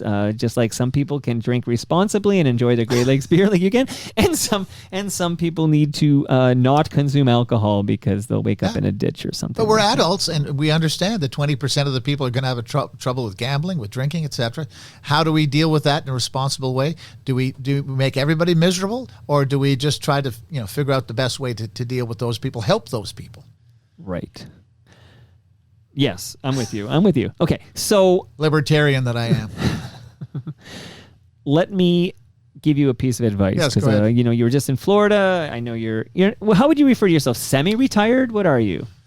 I'm working on 2 books at the same time, so I'm and my website. That's not how you retire. You know what? I'm busy. You're a busy man. Okay. I'm busy. Well, I'm not really making a ton of money. You've made your money, okay? Yeah. You little money. You've got Gemini Awards, 2 of them at least. Last check. Yeah. Where are they right now? Those Gemini Awards. They're on the mantle. Okay, so they're on display somewhere. Yeah. Yep. And again, I'm very proud of it. I paraphrase Patrick Roy when I get in trouble with people on social media and they start yelling at me. I go, "Sorry, I can't hear you. My 2 Gemini Awards are blocking my ears." And you mentioned Dominic Hasek, and I blurted out second greatest NHL goaltender of all time because that's the guy I put number 1. Patrick? That's who I put number 1. Yeah. As a Red Wing fan, I liked Patrick because, of course, he screwed up that one playoff series that led the Red Wings win. Well, and I think And again, I only know what I saw with my eyes. So if you're going to tell me it's Jacques Plante, I'll be like, I'm sorry, I didn't. Great. Terry Sawchuk, I think, was more important than Sawchuk, right. But in terms of Patrick Roy, the chapter in the book is a lot of fun. It was a lot of fun to research. He played on a terrible junior team in Granby. He was giving up 5 and 6 goals a night, but he was also had 60, 70 shots a night. So, yeah, anyhow, it's an interesting story, and he is flamboyant. Absolutely. A shout out to FOTM Randy Drusen, who actually wrote a book on the greatest goaltenders, and we had that great debate. Yep. She says it's Hasek, and I say it's Patrick Waugh. But she also spent 5 years, I think, living in the Czech Republic, which I called Czechia because I watch sports, and it's now It being is now Czechia. Yes, but she said nobody in Czech Republic. They laugh. They say it's Oh, not. really? Yeah. I thought they were the ones who changed I know. it. And I'm like, all I know is what TSN puts on the bottom and the Chiron. Okay, they're calling it Czechia. So I I'm always adapting. wanted a new team in the World Championships. Are good. Who's this Czechia? Right. We've added them. Took me a little while to catch on here. I am letting you know, Bruce, whether you manage your own financial investments or you have someone who does that for you, there is some great advice, best practices, great knowledge to be had by subscribing to the free podcast, the Advantaged Investor Podcast from Raymond James Canada, hosted by Chris Cooksey. Great insight in there. So subscribe to the Advantaged Investor Podcast. And if you have old electronics, maybe a drawer full of cables, you got old phones, don't throw that in the garbage. The chemicals end up in our landfill. Go to recyclemyelectronics.ca, put in your postal code, and then it'll be like, oh, Bruce, drop it off here, and we'll properly recycle it so that those chemicals don't end up in our landfill. You got those 2 tips? I got them. You got a gift for me or what? I've been waiting. I do. Well, I can't give it to you because that would seem like I'm pandering, and that's it's too late. It's too late. I'm pandering. So this is for your kids, and of course the other big story right now is Caitlin Clark, I watched last night. the hoops player for Iowa. 30 points, I think. Or Yeah, something. 30 or 40, whatever it was. And they're on to the final 4 or whatever. She is the big story. Yeah. So I have got Big you time. an Iowa Hawkeyes Oh my gosh. toque. Okay, I watched there you go. last night. An Rooting official. for. She's unbelievable. She's shooting it like she's Steph Curry out For there. people who can't see it, it's got a black cuff, but it's got the Iowa Hawkeye. That's amazing. And a big eye there. So there you go. Well, thank you very much. I did because that was the rematch from last year's So put it final, on LSU, for the next game. and I watched attentively. And Caitlin Clark has done something I didn't think would happen, where I'm as excited to watch the women's NCAA as I am to watch the men's. Yeah. And Caitlin's a huge part of that. And that's- my pleasure. Thank you so much. Now, just on the way out here, Yes, sir. 1988, Seoul, Korea. Do you know what happened there? Well, Okay. I know Mary Ormsby's got a book. Yeah, so I have it around the corner, actually. So I got a copy of the book, and Mary Ormsby's coming in to talk about it. But I also produce a show with Donovan Bailey. And my really brief chat here on the way out here, I'm checking we're good on time for a couple more minutes here. If you have it, is, again, we could have spent 90 minutes talking about the Trump Bibles. How many copies of the Trump Bibles did you buy, Bruce? I know that was the question people were hoping I'd ask you. You several? How many? How many copies? Oh, at least 12. One for every One room for in your every month. mansion. Every month. Yeah, sure. Your Trump Bibles. Okay.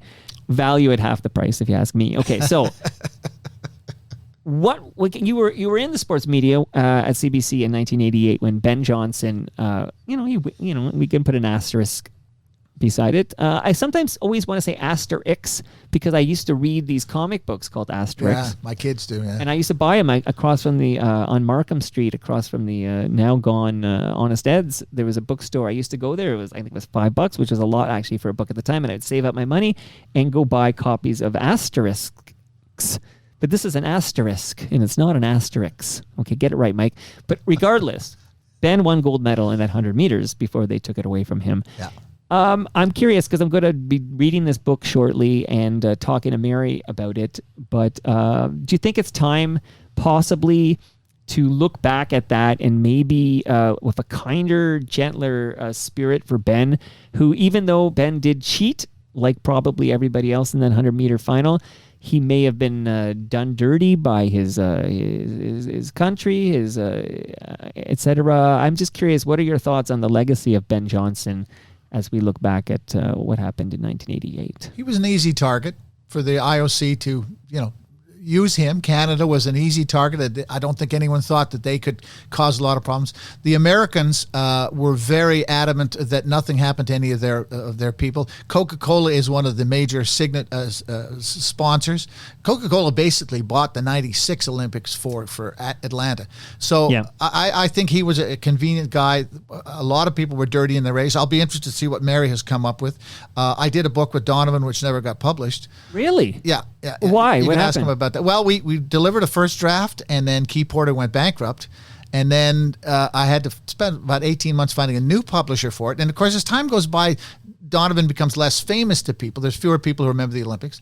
And by the time we got around to finding a new publisher, Donovan wanted to go in a different direction. He didn't want to talk too much about how much money he'd made and which women he'd been with and all that sort of stuff. I said, Donovan, that's what they want to know from you. You know, they want to know what the life was like. Because and again, I'm ashamed to say I actually have not read it yet, but he did put out a autobiography last year. Yes, I saw it. Great stories. He was having arguments with his wife on the day of the race. He's in the green room to go out and run the 100 meters, and he's sitting there with his headphones on and nothing else. And he's just sitting there with his Johnson hanging out, looking at the guys saying, nah, you're not going to win today. You're not going to. That's like Patrick Waugh, right? Yes. You're not beating me today. He was a very confident guy, and then winning the relay. And I still say the 100 meters, and I covered it in Atlanta, that was probably the most exciting event I saw personally. Okay, you were there. You were there. Yeah. I always, whenever I talk to Donovan, which is often, the fact that 1988 happened and we had the fastest man in the world, and then we had to watch it all unfold as it did, and then only let me do quick math. 8 years later, to have the fastest man in the world and it didn't unravel, it just felt like it meant a lot to this country's psyche. It's a great story about him too. He wanted to play basketball. He had finished at Sheridan. He goes down to see the Canadian Track and Field Championships because there's a bunch of his buddies there, and he said, "I can run as fast as them." And the next thing you know, he's there. And of course, the establishment doesn't like him because he doesn't toe the line. Right. And he ends up going down to LSU with Dan. I've forgotten Dan's last name all of a sudden. Dan Pfaff, something like that. Yeah, I think I've forgotten all of a sudden. I apologize to Dan. Anyhow, he went down to LSU and trained, and Shaq was there at the time. With a P. Yeah, Shaq was there at the time, and they basically created him into what he was. And the whole time I'm interviewing him, we talked hours. I don't know how many, dozens of hours, and I kept going back. I said, Donovan, how can you tell me drugs weren't involved? And he said they weren't. And he said, my secret. He said I slept 14 hours a day. He said sleep is extremely important. You know how many times I've looked him in the eyes right on this table here and just said, 0 performance enhancing drugs. So he's adamant he did it clean, and I believe the man. And Ben, I'm sorry the book didn't come out. So, I had a good time with him, and I have certainly no ill will. Is that the most writing you've done for somebody of that stature with a book that never came out? I have a full book in my drawer that I did with Greg Zahn.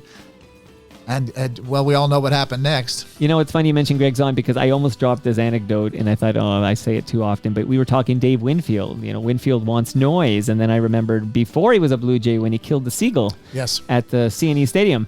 And then I remember Jamie Campbell sitting down here making his Toronto Mike debut telling me that he went and picked up the carcass of that seagull and kept it with him. And then... I was thinking in that same conversation, there was a lot of Zahn talk because Jamie and Zahn were very close. Yes. Very close. It's a great book. I wish I could publish it. He taught me about Zahn pitching. Cherry? Yeah, he taught me about pitching. There's a guy with no confidence problems, right? No. Greg Zahn? No. He's got swag. You know, that's a baseball thing, and it just doesn't fit in today's world. I think he's coaching a minor league team somewhere, and he looked like it was all over, but he's got one now. He definitely wants to get into coaching, and they won't let him. He's persona non grata right now. He's been Kelly Gruberd. Yeah, he's a character. And if you have him, there's things like Scott Moore and the people at Sportsnet were worried about him all the time that he'd say something or do something, and I think it was convenient for them to get rid of him when they did. Bruce, I can't wait for your next appearance where we'll run out of time and we won't get to Alan Eagleson. It'll be like that. Was that Jimmy Kimmel when Matt Damon is always in the green room or whatever? They never get to him. But hey, listen, it's a lot of fun. I'm glad to come in. Don't leave without that lasagna. Is that going to your son? Absolutely. He's got a little daughter he's got to feed. Nice. Thanks for the hat. Thank you. I look forward to seeing you again. And, of course, I listen all the time. And not just when Pakin's on. No, especially not when Pakin's on. And that brings us to the end of our 1,464th show. You can follow me on Twitter and Blue Sky. I'm at Toronto Mike. Dobiggin's at Doughboy, but it's DOW. BBOY. Right. Find them and basically subscribe to the blog. And what is it called? NotThePublicBroadcaster.com. NotThePublicBroadcaster.com. I wonder what that's referring to. Much love to all who made this possible. That's Great Lakes Brewery. That's Palma Pasta. That's RecycleMyElectronics.ca. That's Raymond James Canada. That's the Toronto Maple Leafs baseball team. That's Menaris. Welcome back, Menaris. And Ridley Funeral Home. Speaking of baseball, my guests tomorrow are the Toronto Stars' Gregor Chisholm and his maritime buddy, Jobs. We got lawyer in Jobs. We got baseball write-in Jobs. Keegan Matheson. So Keegan Matheson, Gregor Chisholm, together in the basement. They're going to consume a lot of Great Lakes beer. Ask about the East Pointers. I'm going to ask them about the East Pointers. See you all then. Rosy and gray.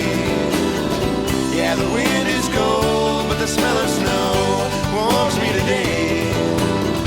And your smile is fine, and it's just like mine, and it won't go away.